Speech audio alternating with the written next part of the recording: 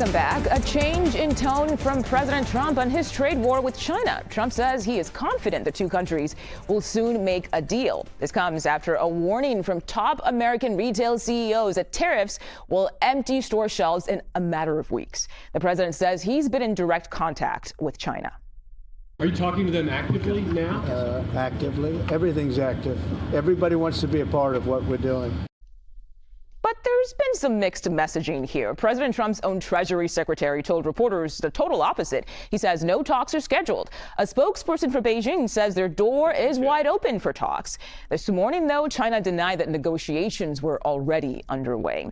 Let's get to BancAlliance President Lori Bettinger. She's also a former financial economist with the U.S. Securities and Exchange Commission. Lori, thank you so much for joining us today.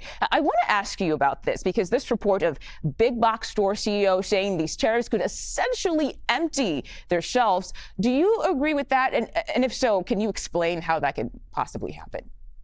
Well, I think as we've heard a lot of, presidents of companies that could be impacted by the tariffs, we've heard them describe this as a really dynamic situation because in my opinion, there's two things going on, right? They're worried about their actual inventory, the tariffs impacting the prices of the goods they're selling to all of us.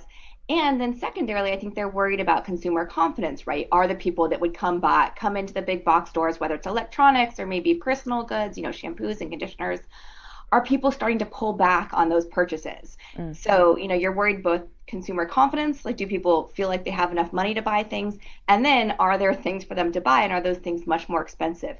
And I do believe, the people running these companies, because I think it's been a pretty challenging time to navigate, what's going on in the news. As you mentioned, there's all this talk about tariffs and it feels like it can change day by day and sometimes like today, even within a day. Yeah, it certainly is changing constantly. The president wants to bring manufacturing back to the United States, but some companies are saying that relocating factories will be way too expensive and will take too long. So I want to know your take on this. And if they don't move, is raising prices the only option here? Well, I think that's a great question. And first of all, I know I certainly am always excited to see more companies manufacture here. I think so many of us really want to support American manufacturing and look for Buy American logos.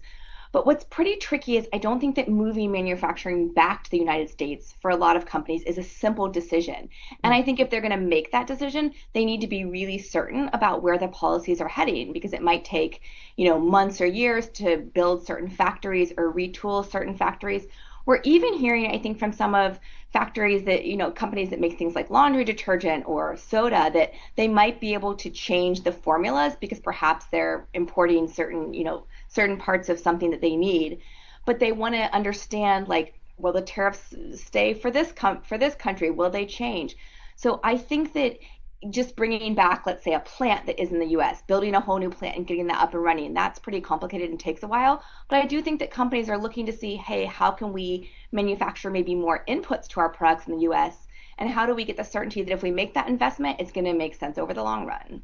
Right. And we see, by the way, that Chobani just announced they'll build a $1 billion dairy factory in New York State. Do you think we'll see more of this from other big brands? I do, and I certainly hope so. I think that, with these really large announcements, probably the companies were already planning on either building or expanding those manufacturing footprints. But again, when they look around and see the news, if there were, it probably makes it even more compelling reason to go ahead and confirm that decision. Maybe it makes it easier to get a favorable tax situation. Maybe it makes states, give you more amenable terms to either open or expand manufacturing. But I think given the environment, if you're a company that thinks that you can manufacture in the United States or expand your footprint, I think you're absolutely going to try and make that decision wherever it's feasible. Right, of course. Lori Bettinger, thank you so much for joining us and helping us make sense of all of this. We appreciate your time today. Thank you.